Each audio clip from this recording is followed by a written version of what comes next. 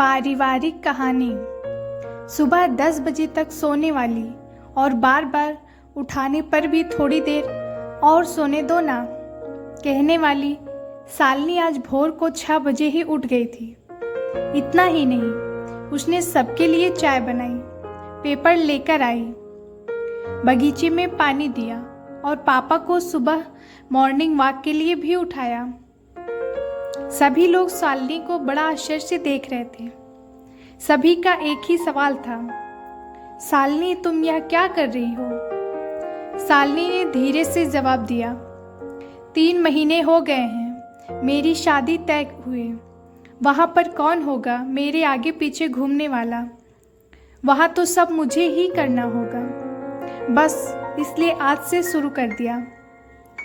घर की बेटी को इतना समझदार होते देख सबको खुशी हो रही थी और साथ साथ बुरा भी लग रहा था। बुरा लगने जैसी बात भी थी क्योंकि अब वह हमेशा के लिए उनको छोड़कर उसके ससुराल जाने वाली थी। 1 और महीना बीत गया और आखिरकार शालिनी की शादी हो गई। वह अपने ससुराल आ गई। सुबह समय पर जाग पाएगी या नहीं, इसी विचार में वह रात भर सो नहीं पाई। सुबह होते ही उसने नहाया और पूजा की और खाना बनाने की तैयारी करने लगी। वह सोचने लगी कि आज खाने में क्या बनाया जाए जो बड़े और बच्चे दोनों को पसंद आए। तभी पीछे से एक मीठी आवाज आई। शालिनी ने पीछे मुड़कर देखा तो उसकी सासू माँ थी। अरे बेटा, इतनी जल्दी क्यों उठ गई? शादी की भाग दौड़ में थक गई होगी, ऊपर से घर वालों की याद भी आती होगी और मैं जानती हूँ रात को ठीक से सो भी नहीं पाई होगी। ऐसे तो तुम्हारी तबीयत खराब हो जाएगी। शालिनी मन ही मन सोचने लगी, मेरी सासू माँ तो बिल्कुल वैसी नहीं है जैसी मैं सोच रही थी। मैं तो डर के मारे कितने दिनों से सुबह जल्दी उठने का प्रयास कर रही थी। यहाँ तो परिस्थिति बिल्कुल अलग है। शालिनी ने कुछ काम खत्म ही किया था कि तभी सासू माँ ने आवाज दी, बेटा इधर आओ, देखो तो सही मैं क्या बना रही हूँ। मटर पनीर, पराठा और गाजर का हलवा। अरे वाह, यह तो सभी मेरी फेवरेट डिश है। शालिनी बोली।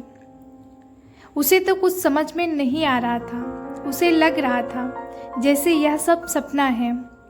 शालिनी को एहसास हुआ कि यह सपना नहीं, सच है। सासू माँ ने कुछ कहा, शालिनी सुन नहीं पाई।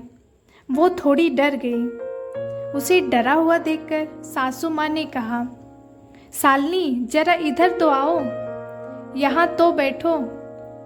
मेरी बात ध्यान से सुनो और समझो, शादी मतलब लड़की की परीक्षा नहीं होती।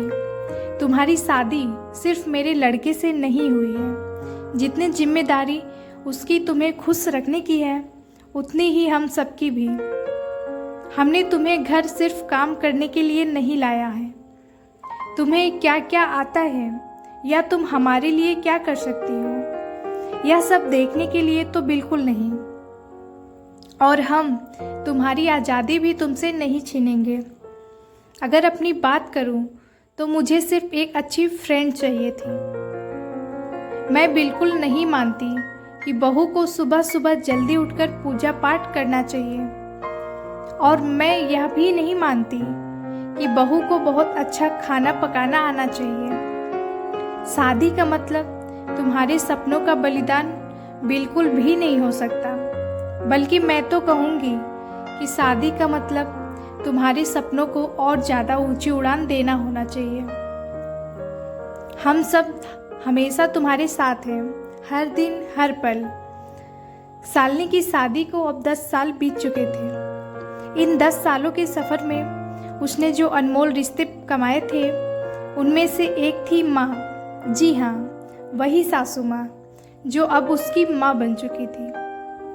शालिनी ने अपने जीवन में काफ़ी उतार चढ़ाव देखे थे, लेकिन उसके मन में यह एक सोच बहुत पक्की बैठ चुकी थी कि जब भी उसके लड़के की शादी होगी और वह घर में बहू लाएगी तो वह भी अपनी सासू माँ की तरह ही अपनी बहू के साथ व्यवहार करेगी।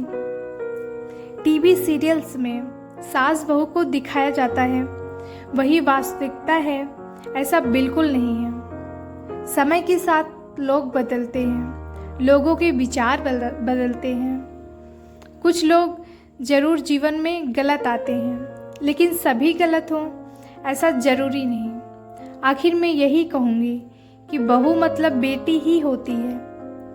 गलतियाँ तो हर किसी से होती हैं, इसलिए बहू के साथ भी वैसा ही व्यवहार करें जैसा खुद की बेटी के साथ करते हैं। आशा करती हूँ कि आपको ये कहानी पसंद आई होगी। अगर आपको ये कहानी पसंद आई हो तो लाइक, सब्सक्राइब एंड शेयर करना ना भूलें। धन्यवाद।